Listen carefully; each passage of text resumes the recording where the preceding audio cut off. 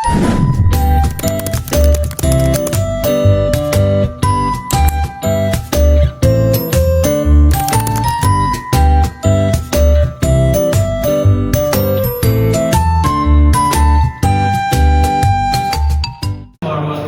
wabarakatuh. Waalaikumsalam warahmatullahi wabarakatuh. Kami dari mahasiswa Binasara Informatika ingin mengedukasi adik-adik tentang mengenalnya bisnis intelligence dan Power BI. Sebelumnya kita perkenalan dulu ya. Saya Nabil. Saya Jenggi. Saya Rafa. Saya Zidan.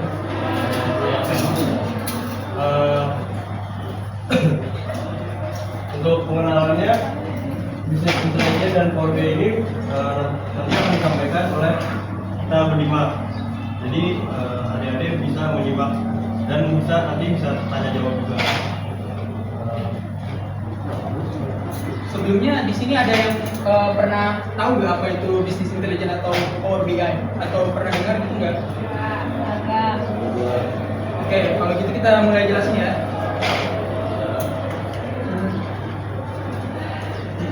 Sebelum belajar bisnis intelligence, kita harus tahu paham dulu tentang apa itu data dan kenapa kita itu butuh data.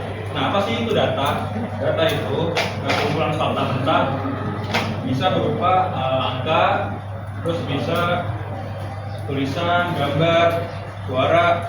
Contohnya nilai rapor itu angka, itu data mentah. Tulisan, absensi siswa itu juga tulisan berupa data mentah. Nah, jadi sebenarnya setiap hari kita selalu berhubungan dengan data walaupun sering tidak sadar.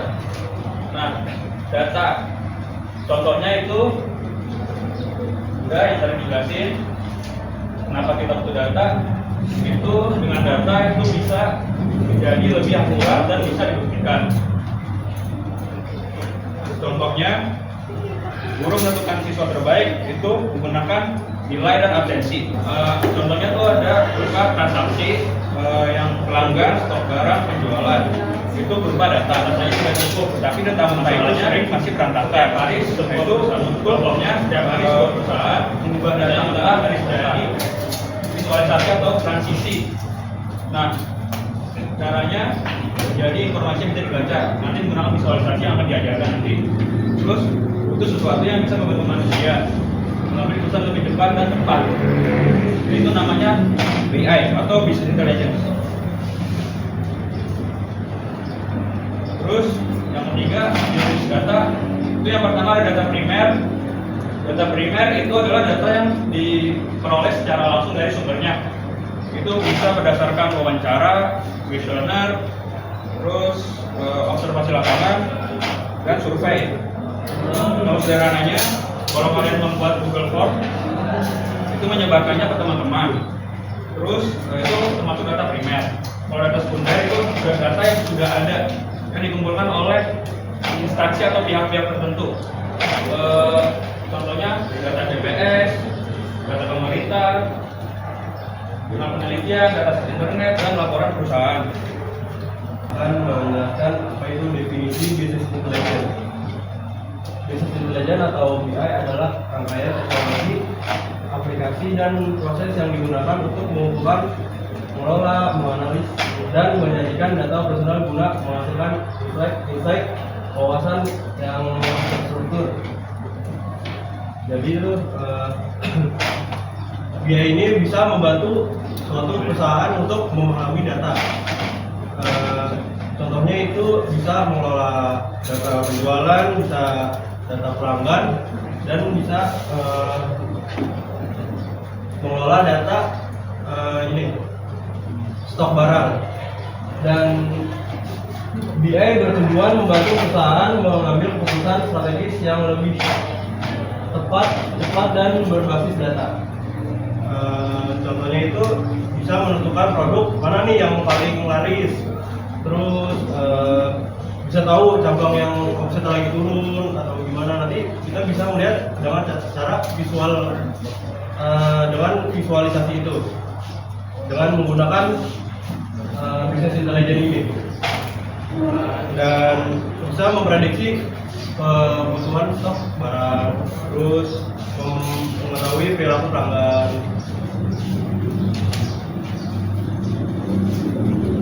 Oke, selanjutnya. Oke, selanjutnya itu mengapa bisnis intelijen penting. Di era transformasi digital data menjadi aset berharga. Nah, ini lagi nih, data itu benar-benar penting ya. Seperti perusahaan Meta, Google, Facebook itu sangat butuh data. Karena kamu pada penasaran nggak kalau misalkan perusahaan kayak Google, Meta, atau Facebook itu sangat butuh data kalian. Jadi tuh kayak misalkan Facebook tuh, itu kan kalian daftar tuh gratis kan, sedangkan Facebook mengeluarkan triliunan buat aplikasi itu, buat server dan operasionalnya menghabiskan 1 juta triliun. Itu kenapa kalian bisa nggak gratis? Ada yang bisa jawab nggak?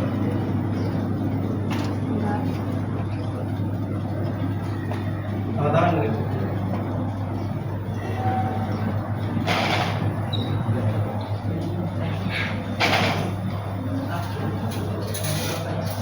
Kenapa? Saya ulangin ya.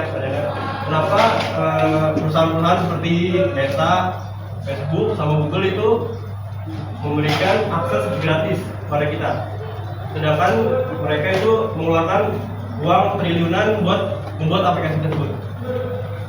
Ya mungkin di sisi lain ada yang berbayar ya. Cuman kan kita kalau akses kan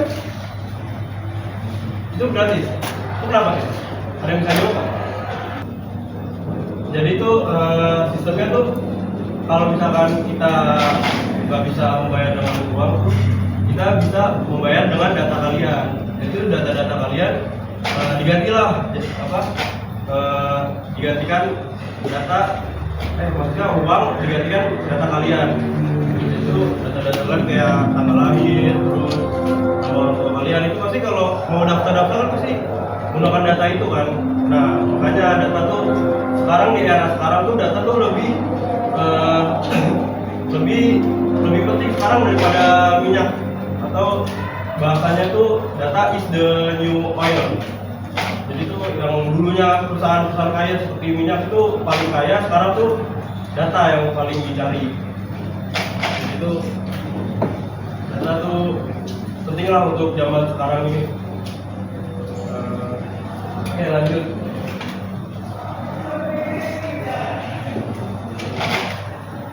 Oke, perusahaan yang mampu mengelola data.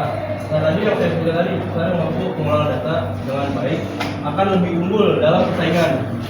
Bisnis intelijen tadi sebagai solusi untuk satu mengelola data menjadi informasi.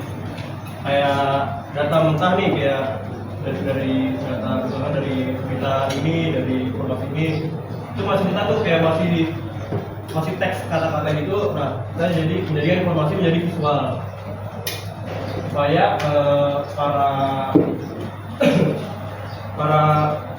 pembaca atau pengamat itu bisa mengerti lah dengan cara visual. Selanjutnya ada menyediakan visualisasi data yang mudah dipahami. Yang tadi saya sebutkan tadi, dengan cara visual kita bisa memahami data tersebut. Yang datanya mentah jadi bisa kita pahami. Terus selanjutnya mendukung pengambilan keputusan yang berbasis bukti atau evidence-based decision making. Nah, di sini ada pertanyaan. Di sini. Kalau ada, biar dilanjutin. Ada nggak? Ada yang nanya?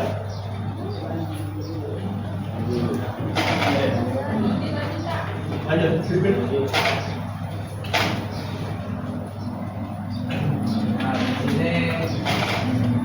AI itu bisa dipakai di mana aja sih? Yang pertama, kayak e-commerce, Shopee, Tokopedia. Pernah nggak sih kalian belanja di Shopee atau Tokopedia itu kenapa ada barang yang flash sale gitu. Itu lihatnya taunya dari mana sih? Penasaran nggak sih kalian? Taunya dari mana itu flash sale itu? Nah, situ kerjanya BI dipakai. Yang pertama untuk menganalisis produk terlaris di Shopee. Nah, disitulah BI dipakai untuk mengapa sih barang-barang itu ada di kayak event tanggal 11, 1 gitu, dikeluarkanlah produk yang paling terlaris itu menggunakan metode dari BI itu menganalisis produk paling laris mereka, dilihat dari grafik dan penjualan. Jadi mereka tahu barang apa yang harus ditaruh di flash sale tersebut. Nah, yang kedua itu perbankan, mendeteksi transaksi mencurigakan. Nah, itu kayak kalian di saldo beli ST 5.000. Nah, tiba-tiba malam-malam ada yang transfer 20 juta atau 50 juta lah, 1 miliar. Nah, itu di situ perbankan bank mendeteksi kayak mencurigakan lah, ini kok tiba-tiba ada yang mentransfer dari luar 20 juta. Kenapa tuh? Nah, di situ bisa detect lah transaksinya. Kenapa? Dia menggunakan dashboard dari Power BI itu, yang BI mengasih sinyal merah atau peringatan dari pihak bank, tiba-tiba kenapa ada yang transfer. Nah, yang ketiga pendidikan. Nah, ini penting nih, pendidikan. Guru-guru atau pihak sekolah juga membutuhkan BI, Business Intelligence, digunakan untuk memantau nilai dan kehadiran siswanya. Bayangkan kalau data absen satu sekolah digabungkan, kan bingung kan ya, satu sekolah, satu kelas saja udah banyak. Nah, tapi kalau menggunakan Power BI ini, kepala sekolah bisa lihat langsung grafiknya. Oh, kelas 10 jurusan ini kok absennya tinggi di hari Jumat ya, ada apa gitu kan. Selanjutnya juga di hari Senin ada kelas lain gitu absennya tinggi, kenapa? Nah, itu bisa cepat cari tahunya masalahnya dan langsung cari solusinya. Kenapa ada yang kurang, apa ada yang janggal gitulah. Nah, yang terakhir di pemerintahan, seperti dasar set yang dipakai hari ini. Pemerintah juga mengelola data warga negara yang jumlahnya jutaan, miliaran bahkan ya. Kalau di negara lain itu kan banyak, mulai dari data bantuan sosial, data kesehatan, sampai data fasilitas umum. Nah, pada pas banget nih dengan kelas ini.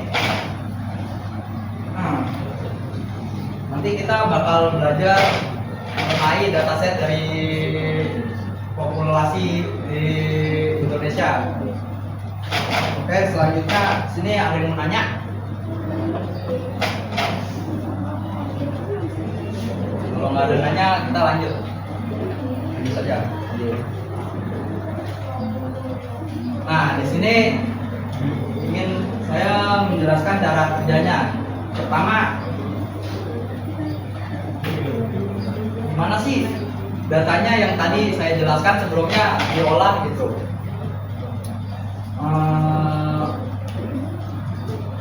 Di sini kan ada data mentah. Nah, data mentah itu sama kayak kita mau masak lah. Kita butuh bahan mentahnya dulu. Misal kayak data-data yang acak, yang tadi yang dari seluruh sekolah, dari seluruh siswa di kelas itu kan datanya mentah, belum terstruktur. Nah, itu kita cari dulu. Nah, yang kedua prosesnya sebelum tadi data-data itu ditransfer, kan mungkin nggak langsung dilempar ke ini kan ya, langsung jadi gitu. Nah, jadi di Power BI proses ini dinamakan transformasi.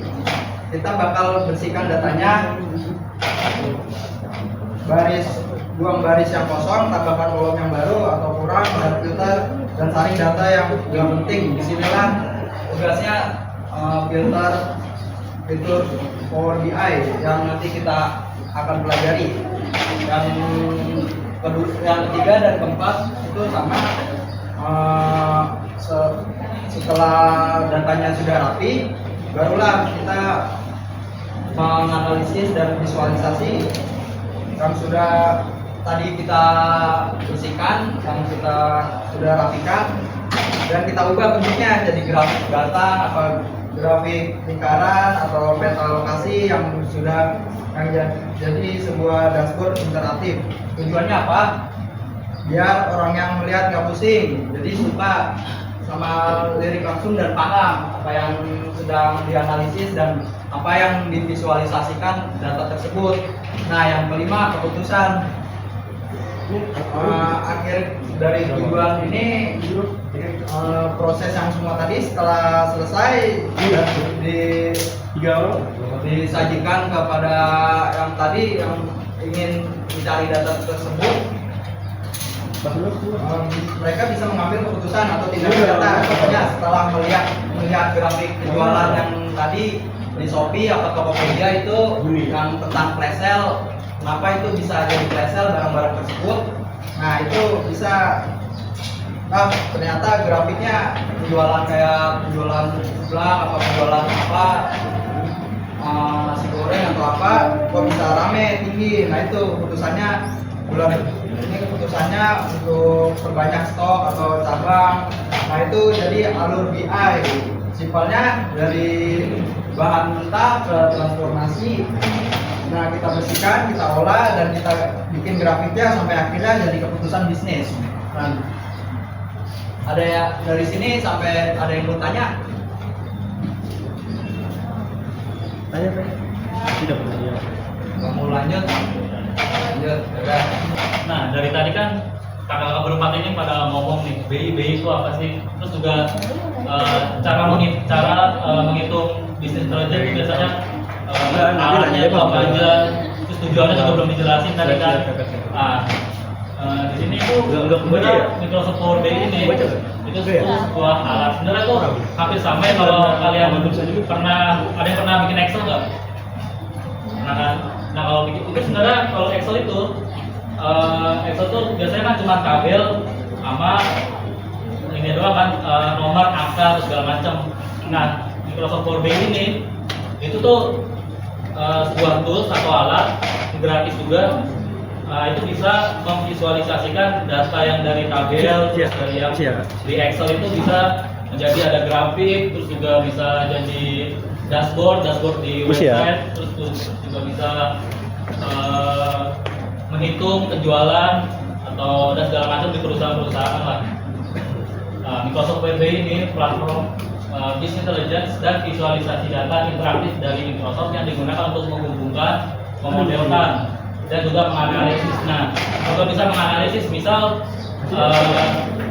Microsoft Power BI ini bisa ada misal sebuah toko, misal penjualan di tahun 2024 di toko A itu misal ada sekian, ada 20.000 penjualan. Nah, di tahun 2025 itu bisa naik jadi 30.000, terus tahun 2026 bisa naik lagi jadi 40.000. Nah, itu bisa dihitung dan divisualisasikan pakai Microsoft Power BI ini. Terus juga berbagai sumber data menjadi laporan serta dashboard informatif. Alat ini mengubah data mentah menjadi wawasan atau insight yang dapat ditindaklanjuti dan dibagikan juga dalam organisasi. Nah, Microsoft Power BI ini juga pakai data ya. Jadi data kan ada data udah jelasin, ada data primer sama sekunder. Nah, kalau data primer itu kan berarti ngambil dari sekolah-sekolahan, ngambil dari organisasi, terus ngambil dari perusahaan. Kita langsung riset di situ, nanya juga misal di sekolah ada berapa murid tersebut, terus ada perusahaan misal ada berapa jumlah karyawan atau total gaji dari karyawan A, B, C, D dan seterusnya. Itu data primer. Nah, kalau data sekunder, nah itu ada di kayak dijelasin tadi dari Google atau dari platform Kaggle, itu data yang udah jadi. Nah, tapi data yang udah jadi ini belum tentu 100% asli atau dipercayakan dari orang nih, kita udah tahu. Nah, di sini itu makanya pakai Microsoft Power BI ini, dia tuh bisa misal ada data karyawan, gajinya misalnya manajer 10 juta. Terus kalau misalnya gajinya cleaning service bisa 20 juta. Nah itu kan nggak mungkin ada penyimpangan atau outlier kan. Nah jadi pakai Microsoft Power BI ini bisa menghilangkan atau menghapus penyimpangan atau outlier yang ada. Karena data dari Google itu belum 100% bisa dipercaya. Nah ini prospek pekerjaan. Nah kalau misalnya jadi business intelligence tuh hampir sama kayak analis sih. Makanya di sini ada prospek pekerjaan kan zaman sekarang susah nih. Makanya perlu untuk meningkatkan skill dan wawasan tentang kayak bisnis intelligence atau analis dan sebagainya macam lah. Kalau misalnya ngolah data kan biasanya di perusahaan-perusahaan tuh maunya tuh yang cepat, satset. Misalnya saya di perusahaan setengah 8 dikasih sama manajernya, nih kamu ngolah data nih, data sekian ada 10.000, terus di tengahnya jam 8 pagi, itu kan agak susah ya buat kalau dihitung secara manual atau menggunakan Excel. Terus misalnya disuruh juga ngambil visualisasinya. Nah itu makanya pentingnya Microsoft Power BI. Terus ada data analis, terus ada BI developer atau pengembangan di BI, terus ada data engineering, terus juga bisnis analis, juga ada data science. Semua penjelasan dari mulai apa itu data, apa itu BI, serta apa itu Power BI sebagai sarana yang bakal kita coba hari ini, kita bakalan masuk ke tahapan di mana kita bakal nyoba nih cara penggunaan Power BI sekaligus mengajarkan penggunaan Power BI ini. Jadi silakan teman-teman dibantu disiapkan. Jadi untuk praktek ini, untuk percobaan ini kita bakal membagi menjadi 4 kelompok, ya. 4 kelompok mungkin perlu banyak ya. Ini ada berapa? Sekarang sekarang. Yang nggak masuk berapa deh ya? Nggak masuk. Dari berapa? 38 ya? 36. Yang nggak masuk hari ini berapa? 3 berdua. 3. Berapa deh? 36. Tadi jadi 3. Oke, sambil disiapin sama teman-teman saya bakal coba rangkum ya semua materi yang dijelaskan oleh teman-teman saya tadi. Pertama, data. Setelah yang disebutkan oleh Rafa tadi, data itu sangat penting. Ya. Data itu keseharian kita. Kalian mengerjakan tugas mendapatkan nilai, nah nilai itu data. Nama kalian itu data. Jadi semua dari diri kalian itu adalah data. Nah, data ini sangat penting. Kenapa? Karena data itu dibutuhkan. Dibutuhkan untuk apa? Kalian mendapatkan raport, mendapatkan peringkat, semua itu adalah hasil olah dari data nilai kalian. Terus juga sempat disebutkan oleh teman saya tadi kalau data itu zaman sekarang itu udah kayak minyak. Itu selaras ya sama kemajuan sekarang. Bisa kalian lihat kalau kalian lihat tahun 1990-an ke belakang, kalian bisa lihat kalau kebanyakan perusahaan besar itu adalah perusahaan di bidang perminyakan. Sekarang kalian coba bandingkan dengan perusahaan-perusahaan sekarang seperti Google, Microsoft, dan perusahaan teknologi lainnya. Kebanyakan dari mereka itu bergerak di bidang pengolahan data, ya, atau informasi data seperti Google. Google adalah aplikasi open source ya yang bisa kalian semua akses dengan gratis. Sesuai yang tadi Nabi bilang, kalau kenapa Google itu bisa gratis, karena kalian membayarnya tidak dengan uang tapi dengan data. Seberharga itu data. Okay? Data juga dibagi jadi 2 sesuai yang tadi dijelaskan, yaitu primer dan sekunder. Data primer itu adalah data yang kalian dapatkan langsung, ya. Misalnya kalian melakukan wawancara nih, misalnya kalian ke wawancara ke Papua, hari ini penjualan menghasilkan berapa nih? Terus kalian bertanya produk yang paling laris nih apa? Nah itu kan data yang kalian dapatkan dari hasil wawancara. Nah itu disebut data primer. Data sekunder itu adalah data yang kalian dapat dari jadi kalian orang kedua lah istilahnya. Jadi orang pertama ini mendapatkan data itu nanti kalau di internet bisa kalian cek di Kaggle atau data pemerintah. Nah, kalian ambil data itu dari Kaggle atau data pemerintah, nah itu namanya data sekunder. Karena kalian tidak melakukan mencarinya secara langsung, itu disebut data sekunder. Setelah itu, apa sih itu BI? Apa hubungannya dengan dataset? BI itu adalah sebuah cabang ilmu yang mengolah si data itu. Kalau kalian tahu, kalian pernah lihat Excel yang isinya data kan kayak 1000 gitu. Kalian nggak mungkin kayak ngelihat satu-satu penjualan produk apa nih yang paling gede, misalnya Shopee, berapa produk yang ada di Shopee, jutaan mungkin ya. Terus kalian lihat satu produk yang paling banyak dibeli di Excel, kalian scroll, itu kan nggak mungkin ya, kecuali kalian menggunakan komputer untuk menganalisis itu. Nah, makanya diperlukan BI. BI ini adalah sebuah cabang ilmu di mana kita mengolah dan memvisualisasi data supaya data itu bisa kalian cerna. Gitu. Kita melihat visualisasi berbentuk grafik. Kalian bisa lebih gampang kan kalau melihat grafik. Nah, itulah BI ya. Terus Power BI. Power BI itu apa? Power BI adalah sarana aplikasi yang dikembangkan oleh Microsoft yang digunakan sebagai alat untuk mengolah data gitu. Oke, berarti ya ada yang mungkin ditanyakan dari semua itu? Oke. Oh, boleh. Apa? Ini terkait sama e-commerce yang tadi. Boleh. Dari informasi yang tadi disampaikan, kan ada materi terkait bisnis intelligence itu bisa dipakai di e-commerce kayak Shopee, Tokopedia dan lainnya gitu kan. Terus nah di era digital ini kan pasti nggak cuma satu aplikasi doang yang ada e-commerce-nya. Gimana caranya sebuah perusahaan itu tuh meningkatkan penjualannya? Karena kan pasti persaingannya ketat ya kak.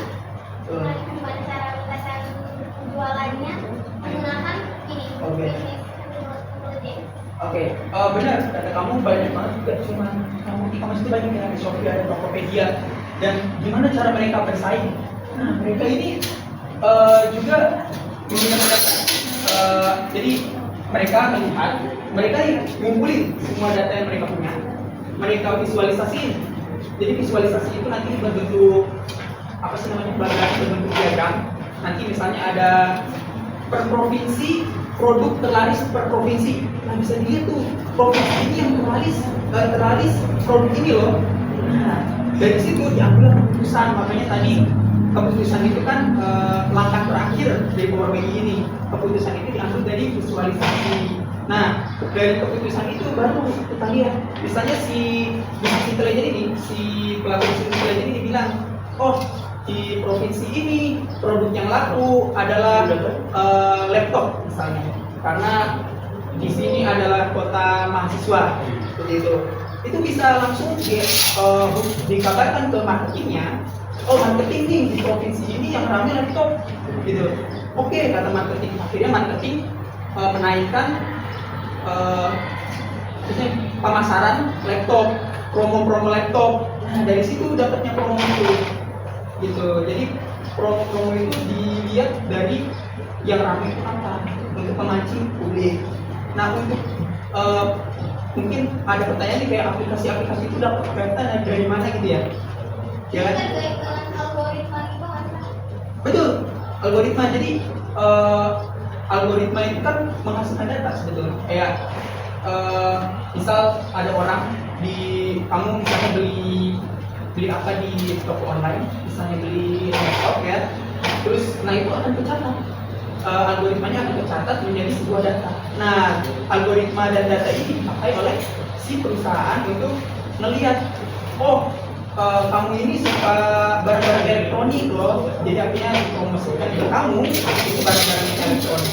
Sama kayak TikTok, kadang-kadang TikTok kita bingung kan, kok dia bisa tahu apa yang kita suka, lihat kayak gitu. Jadi algoritma itu jadi data gitu. Ya, ada lagi? Sama-sama.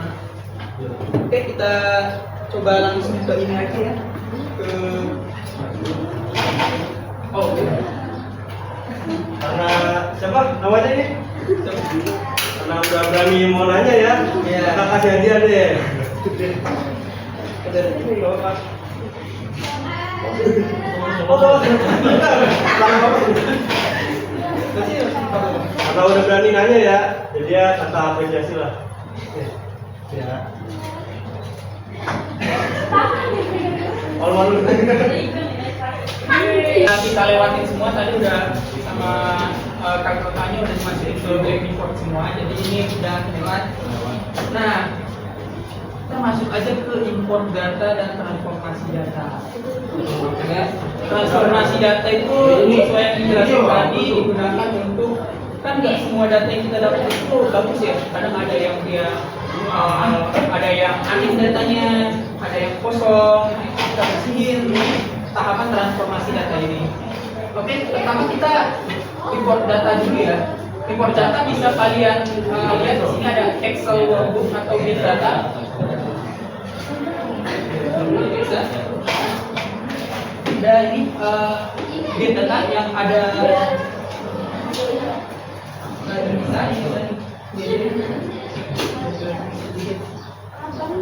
Oke, karena kita makainya Excel, udah ya, udah, Zat. Jadi dia ada Excel, ada CSV gitu kan, drop downnya. Nah, kalian pilih Excel coba. Excel. Oke, nah di situ bakal keluar file manager, ya. Udah kan, Bang? Udah semua? Ada yang ketinggalan? Ini ada pertama saya jelasin dulu ya, di sini dia bakal tampil datanya bakal tampil, cuman ini kayak tampilan singkatnya aja. Nah, nanti kalian bisa di sini ada transfer data. Nah, intinya di checklist kali ya. Nah, data set ini checklist dulu, habis itu di klik transform data. Tungguin aja. Kita bakal fokus ke Indonesia. Jadi di sini kalian ada tabel provinsi kan? Ada kolom provinsi. Kolom provinsi itu kalian tanda panah ke bawah. Ya? Dan klik keluar sesuai ini kan? Iya, jadi ya, provinsi. Tapi kalau bisa ditengok semua ya. Udah keluar semua.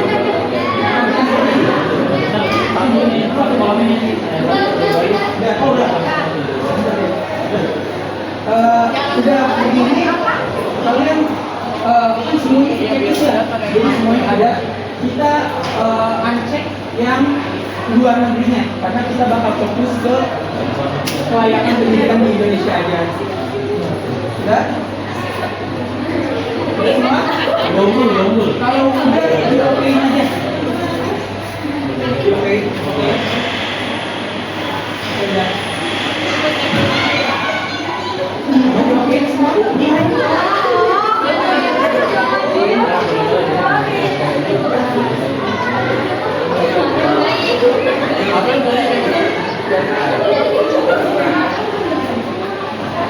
Luar negeri kan aktif kan? Iya.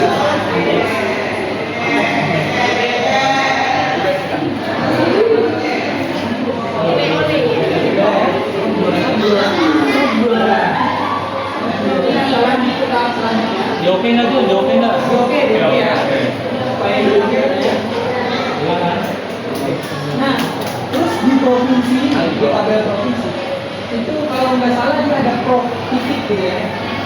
Nah itu ngeganggu kalau kalian visual nanti kalian harus baca profnya dulu, baru nanti jadi supaya bisa kita langsung melihat nama provinsinya aja.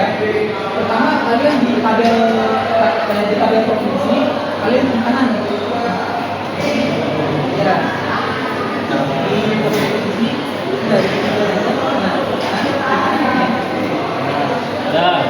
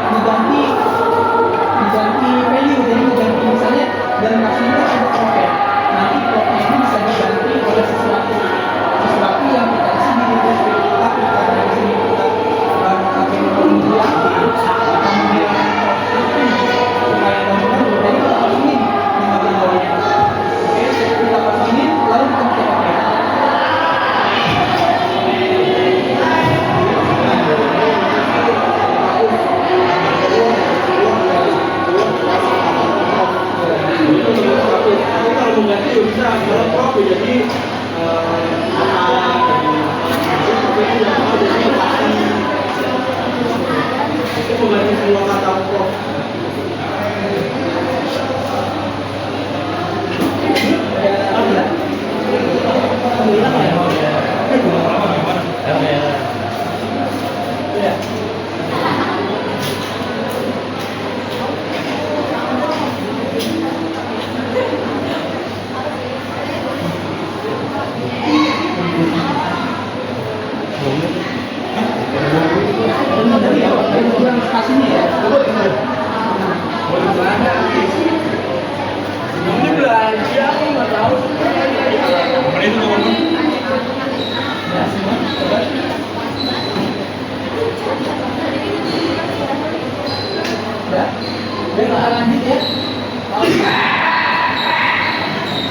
Oke, sekarang kita masuk ke pembuatan volume baru. Pembuatan volume baru. Pertama kalian bisa di paling atas. Di paling atas kalian bisa cari add volume.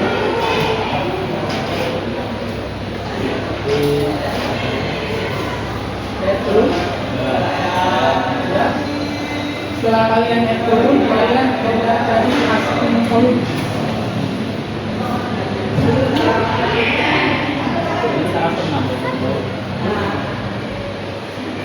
Kasih volume. Ini nih.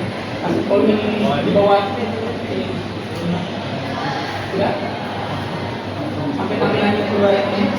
Sudah.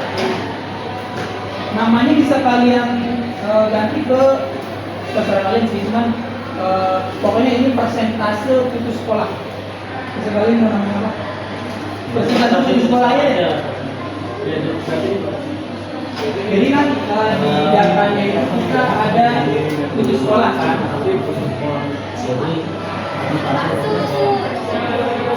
Persentase putus sekolah. Jadi di data kita ada putus sekolah, kita mau isi persentasenya nih, persentase putus sekolah di tiap provinsi.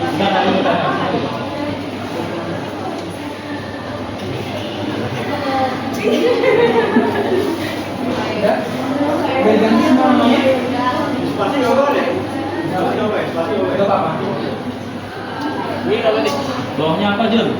Oke, untuk custom volume formulanya, sekolah dibagi siswa dikali 100. Oleh kakak kalian berbagi.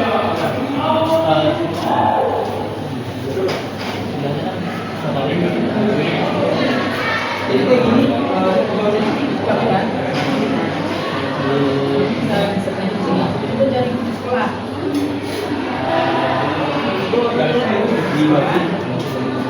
Pembesar. Nah,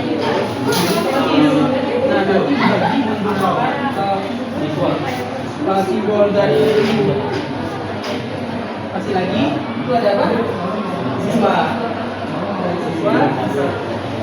Terus dikali 100, dikali dalam di sini kita pakai ya.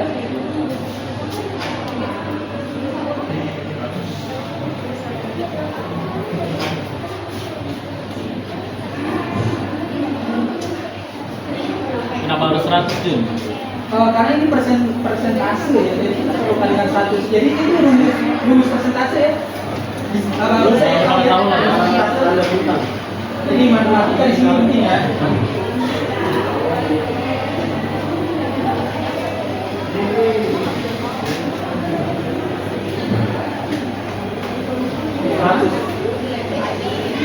Kalau aman semua, oke.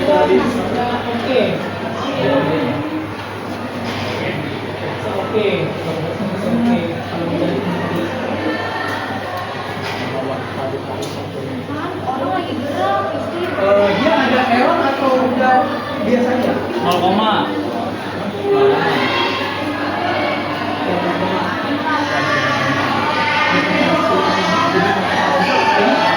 Di situ bisa kalian lihat dia menurunnya ya. Soalnya angka putus sekolah di Indonesia itu, kalau misalnya kita melihat angka itu selalu gede kan, wah gede banget, ada jutaan orang putus sekolah. Nah, mengapa kita bikin presentasi ini? Ada lihat, itu kan nggak fair dong. Misalnya Jawa Barat jumlah putus sekolah tertinggi, tapi nggak fair kalau bukan dia orang-orang itu dong. Kenapa? Karena siswa di Jawa Barat itu adalah siswa paling banyak di Indonesia. Jadi nggak fair kan? Makanya presentasi ini dengan membandingkan putus sekolah dengan siswa, jadi biar lebih fair. Nah, bisa kalian lihat di sini kebanyakan 0, yang artinya putus sekolah di tiap provinsi kecil di bawah 1%. Oke? Tapi ini tidak pernah membenarkan putus sekolah. Jadi di tangan sampai udah semua udah keluar nih tabelnya udah keluar ini mau koma karena memang dia kecil di bawah 1%. Oke, nah di sini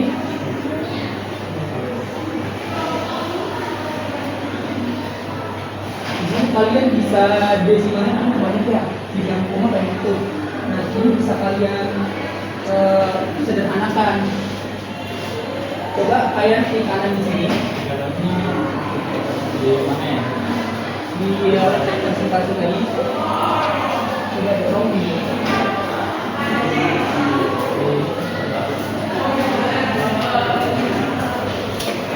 ini sorry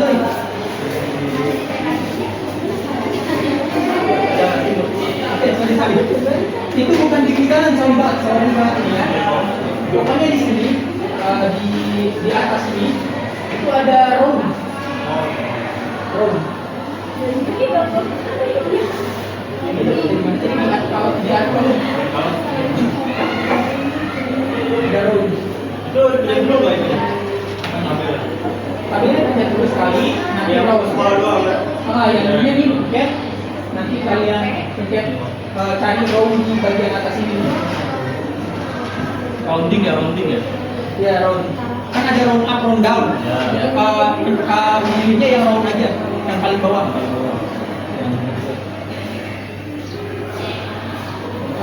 Ganti jadi 2, jadi nanti. Enggak, round aja yang paling bawah. Yang paling bawah Phil.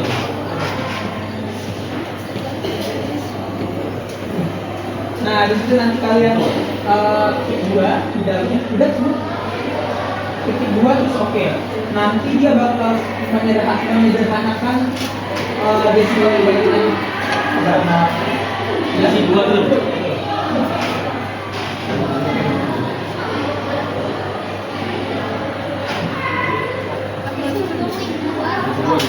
Iya, oke.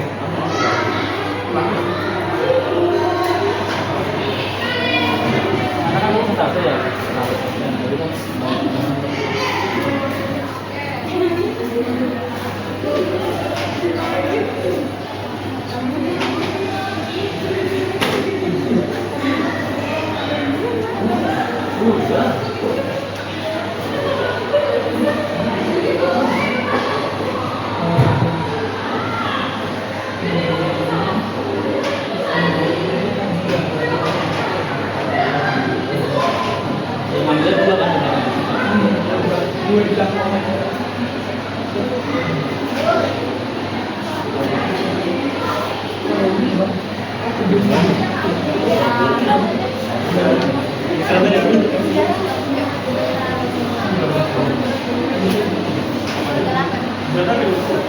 Hewan adalah teman, bukan makanan.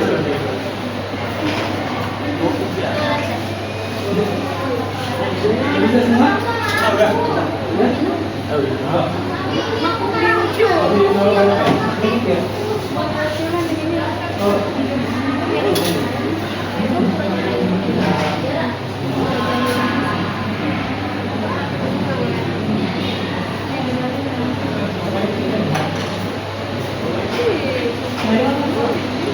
Sampai dengan Ustaz. Ini aja teman-teman.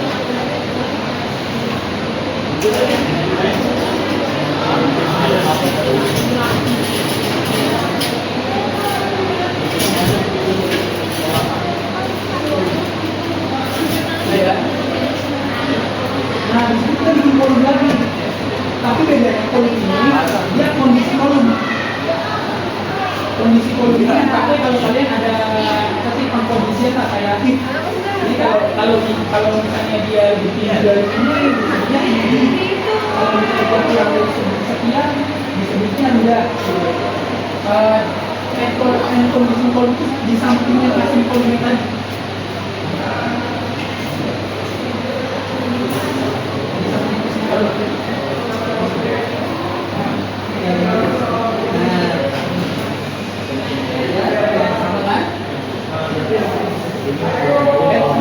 Berarti yang 2,0 tadi ya?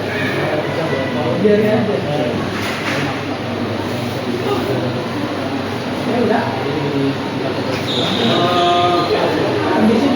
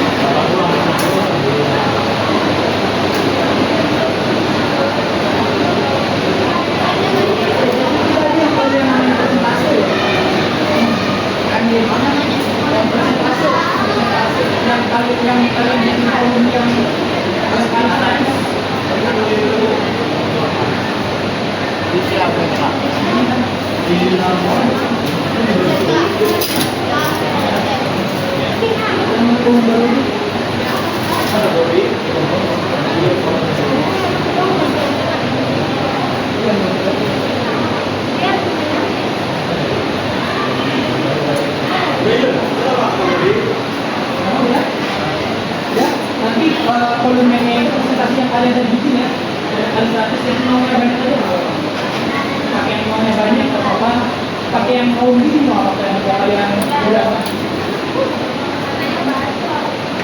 Diisi nggak peduli. ya. Oh ini kalau cewek Ini ya, Kan kalau mereka, ya namanya peduli. kalau operatornya kalian isi slash bin ya, atau kurang dari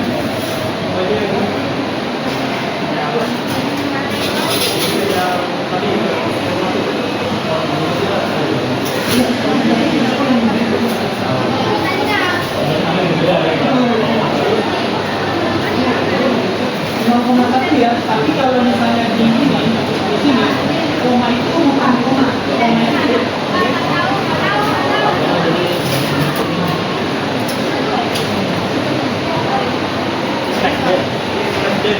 slash den lebih kecil dari slash den sekarang operasinya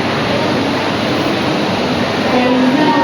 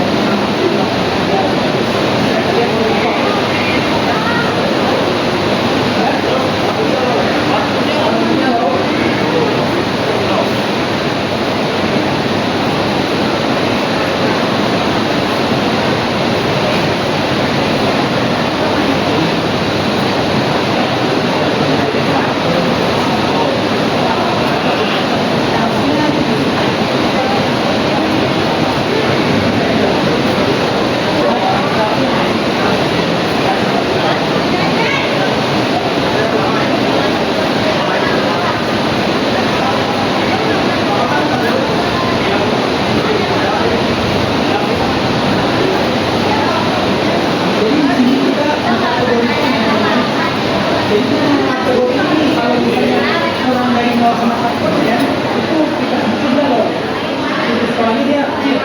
Kalau misalnya dia di bawah 0,3 atau misalnya di 0,3 itu sebetulnya medium untuk sekolahnya.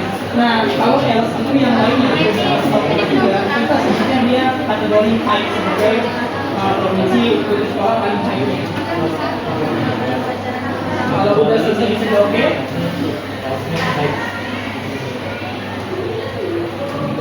Sudah keluar ya.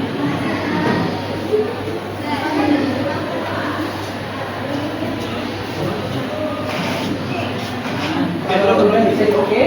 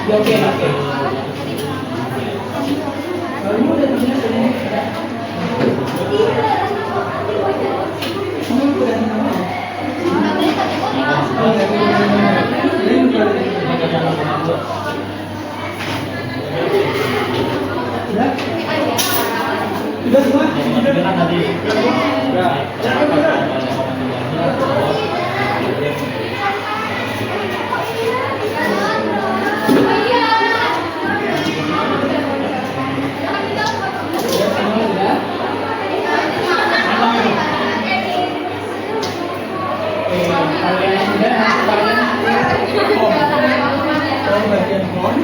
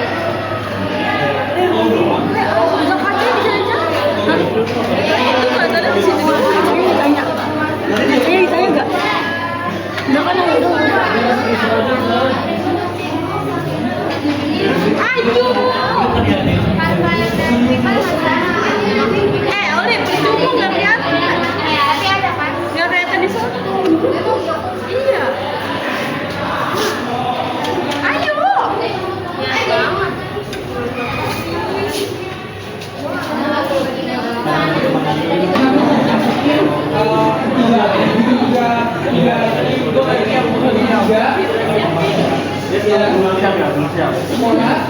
siswa sama sekolah.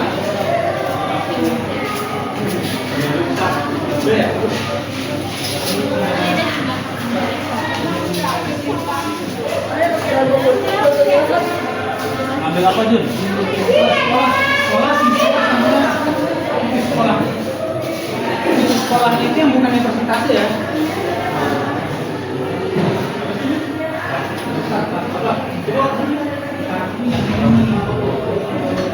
Ini yang sekolah pemerintahnya.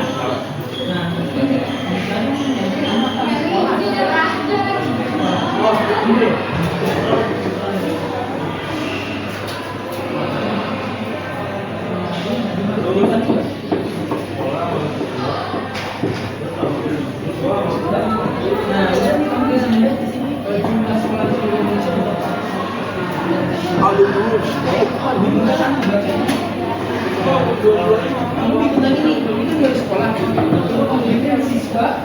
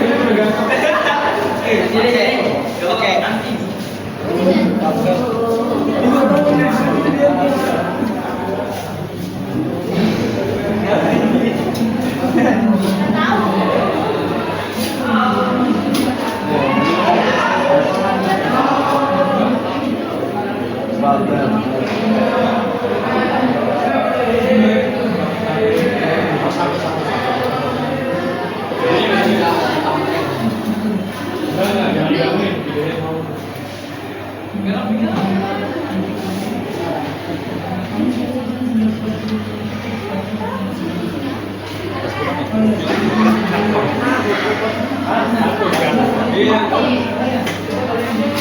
Belum pakai kertas aja. Belum pakai.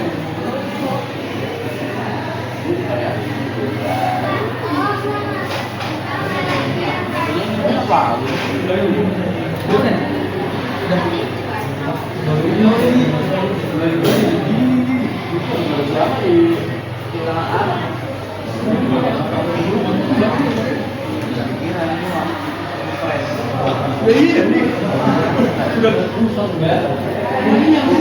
ini klasternya baca. Coba cari diagram klaster baca. Udah cek aja.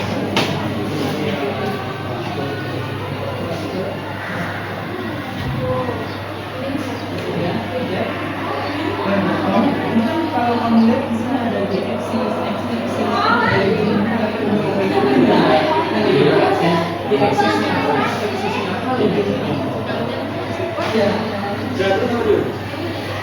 di sini kita tadi kamu checklist ini X-nya jadi provinsi. oh itu pakai Iya provinsi X. nah X-nya presentasi sekolah ini Ini apa persentasenya tadi? udah Dari provinsi.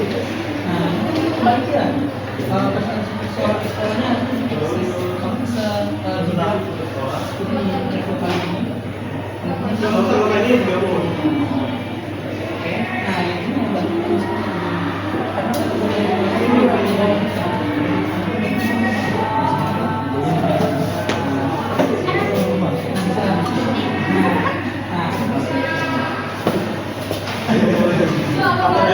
Jadi yang paling banyak itu semua tokoh yang paling ini adalah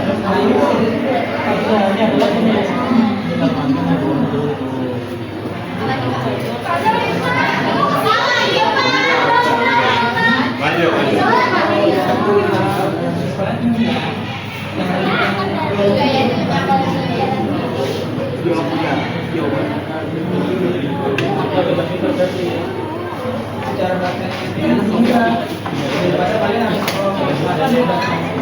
Kasih panas.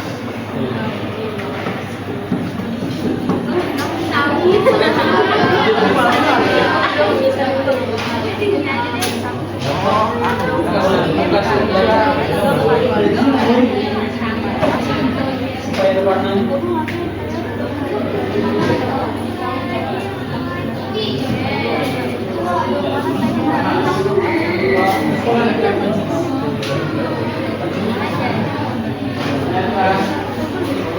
jadi itu kalian bisa lihat jumlah putus sekolah di setiap provinsi karena kita juga ada kategori ya tadi udah bikin kategori high, low atau medium low. Jadi kalian bisa lihat warnanya. ada kategori. Oh, sampai ada yang biru ini saya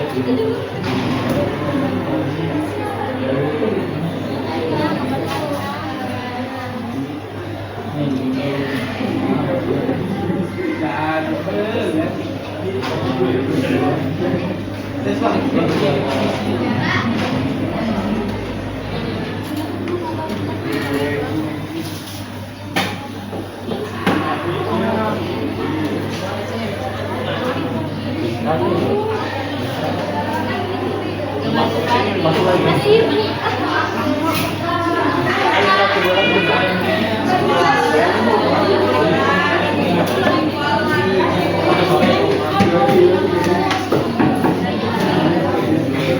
Thank you.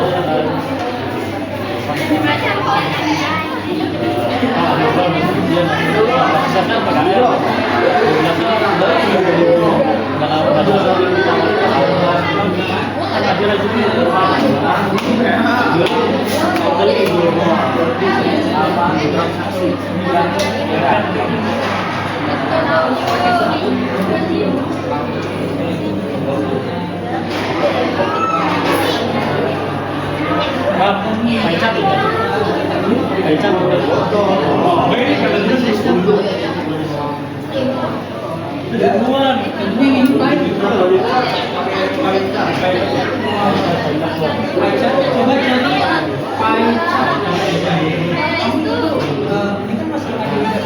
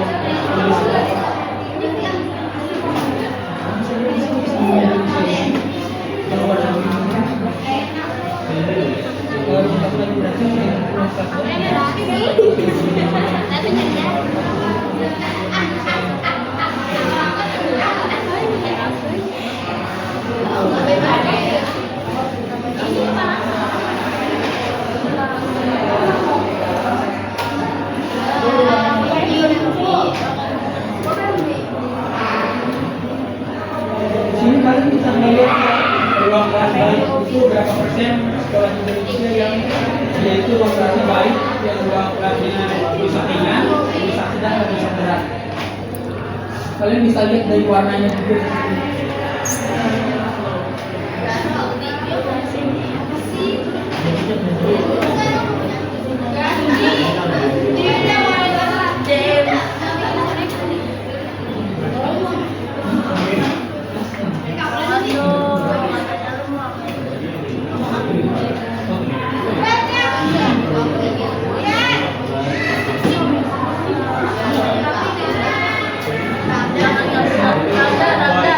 Kalian juga bisa nyanyi.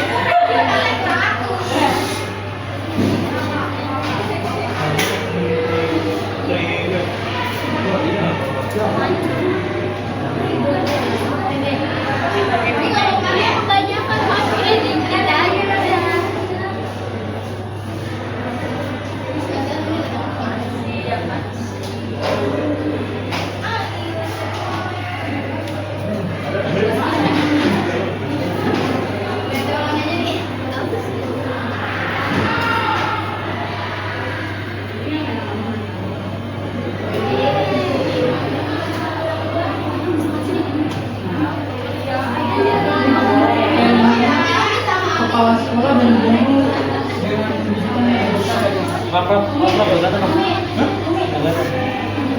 Kayaknya kepala sekolah sama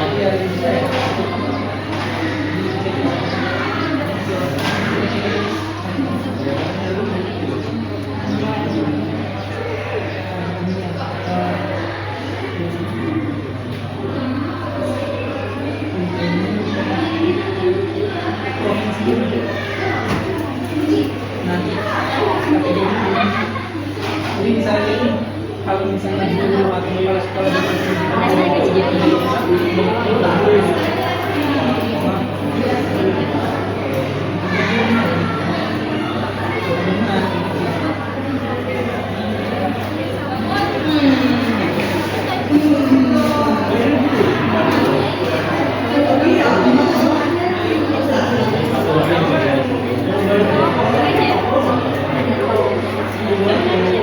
ya bisa dilihat di sini sekolah pendidikan lebih dari S1 itu kebanyakan di Jawa Barat ya. Yang paling kecil di Papua Pegunungan.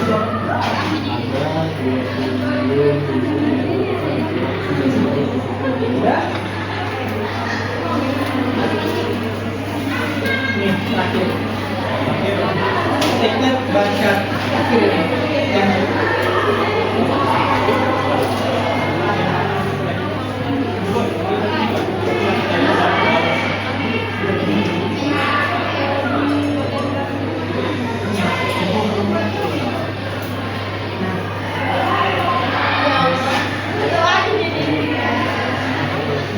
sama progresi, x-axisnya tadi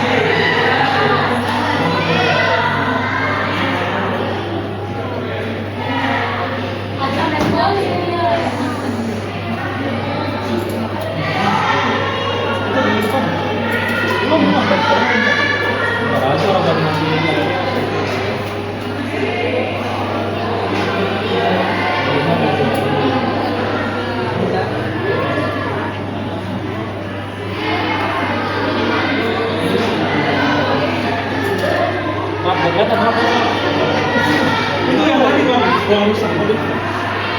Itu yang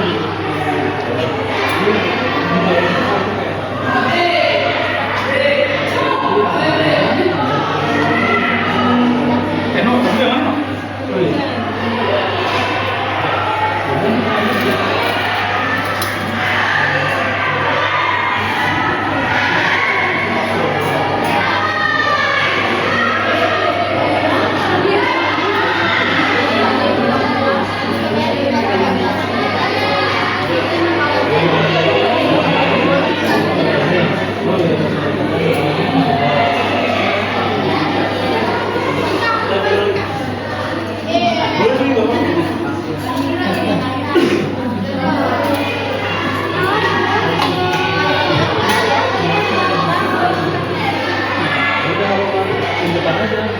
Kasih praktek aja biar kelihatan di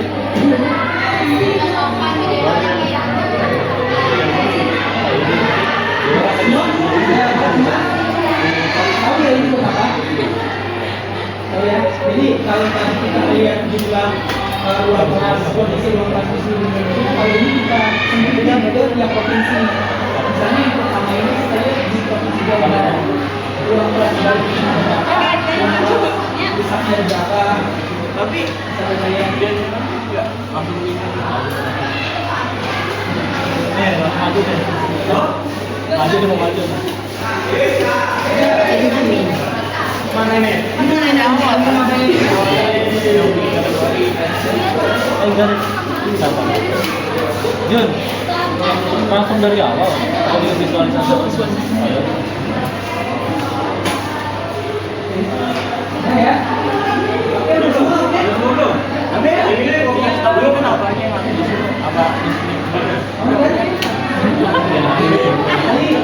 Jadi gimana membuat visualisasi? Baik, kita tahu ini dulu ya.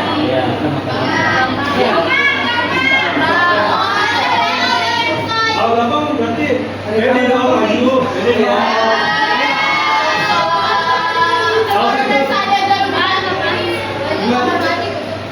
Buat satu visualisasi di depan, nanti kalian jelasin visualisasi tentang apa. Ayo, kita berani. Jangan berani. Bikin visualisasi di kelas, kalian jelasin.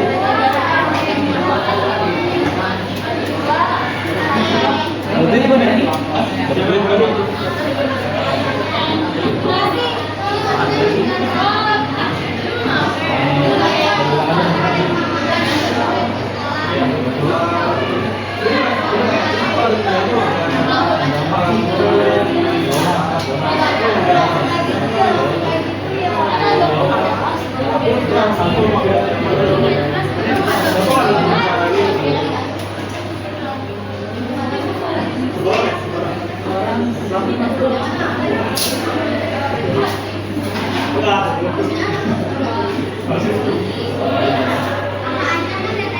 Berani. Boleh dua orang deh, dua orang. Maju berdua, maju berdua. Kita jelasin. Juga. Kalau satu orang satu juga.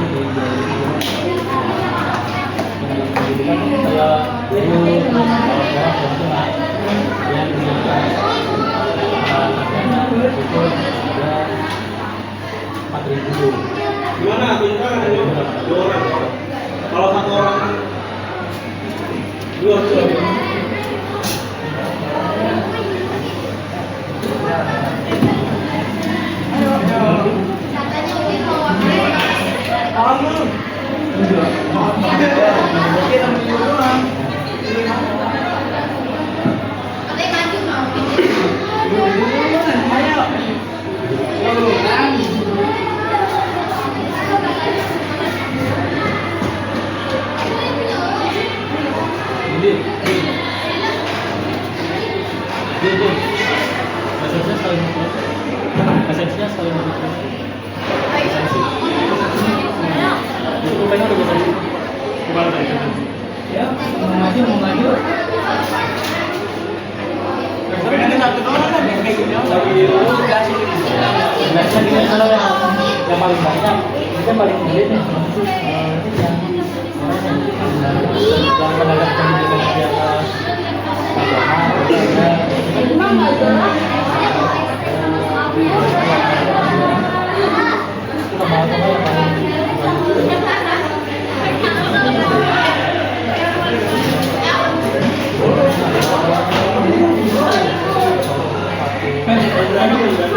Enak.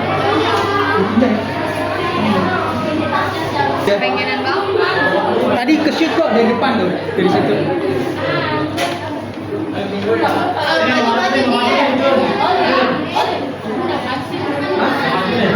Maju, boleh? Mau 2 orang, mau 1 orang? 2, boleh. Apa lu maju bisa jajan ya? Iya,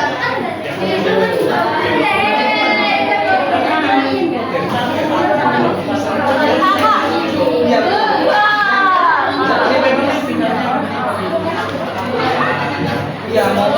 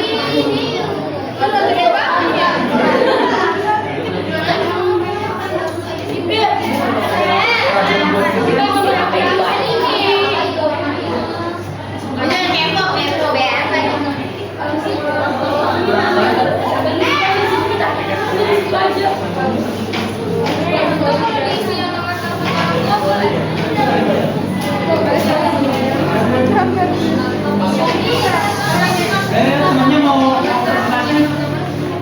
boleh jadi saya di sini menjelaskan jumlah guru yang berpendidikan di atas sarjana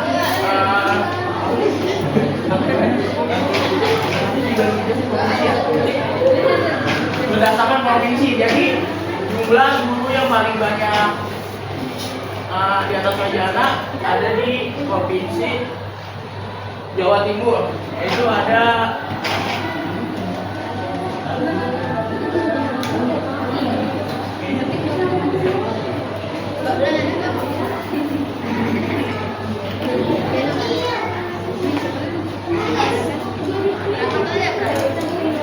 yaitu berjumlah 3.818 guru yang berpendidikan di atas sarjana. Nah, yang paling sedikit ada di provinsi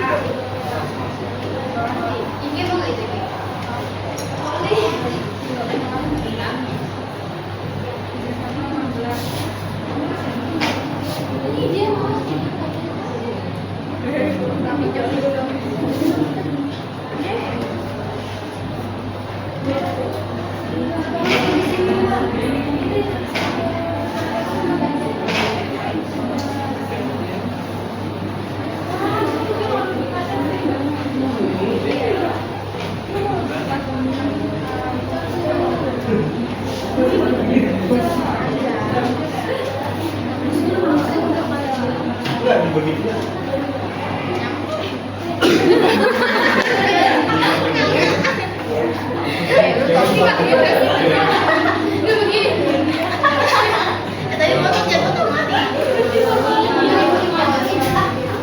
Ya main lagi. Video itu berapa? Dengan di kanan ada itu yang saya di sini. Tanda tangan. Paling buatnya Tanda tangan apa? Aku mau bela. Terima sembako ya. Nggak ada apanya.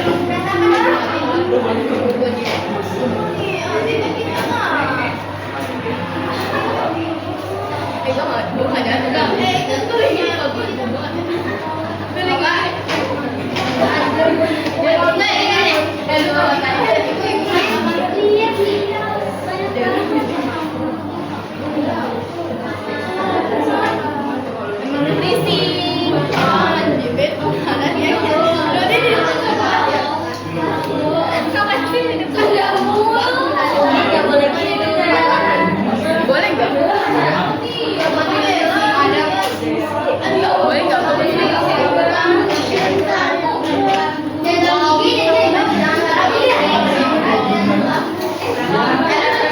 Jadi yang paling dikit jumlah tenaga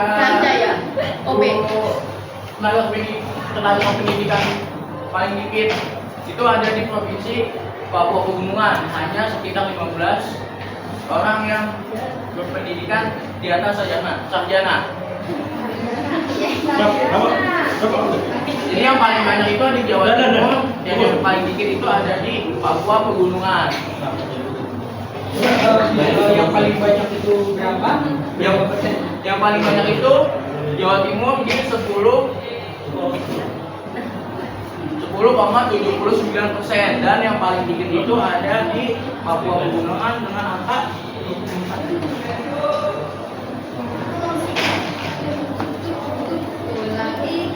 0,4%.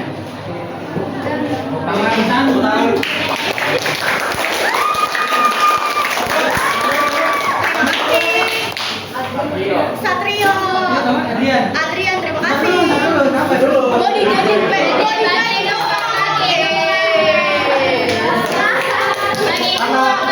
Karena udah berani kan maju. Jadi kakak kasih hadiah. Lagi dua.